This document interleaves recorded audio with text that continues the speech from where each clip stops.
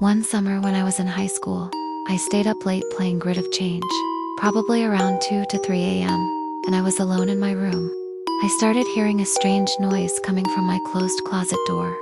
I stopped playing the game and just stared at the closet. I began to feel nervous because the noise wouldn't go away. I walked over and opened the closet door, and I saw a plastic bag lifting itself up into the air and then falling down, only to fly back up again. I panicked, grabbed the bag while it was still floating, and slammed the closet door shut. The next morning, I checked the closet for any vents or air currents, but there were none at all. My closet also had a bunch of stuff piled up on the floor, with the plastic bag sitting on top of everything. To this day, I have no idea what could have caused it, but it definitely made me sleep on the couch that night.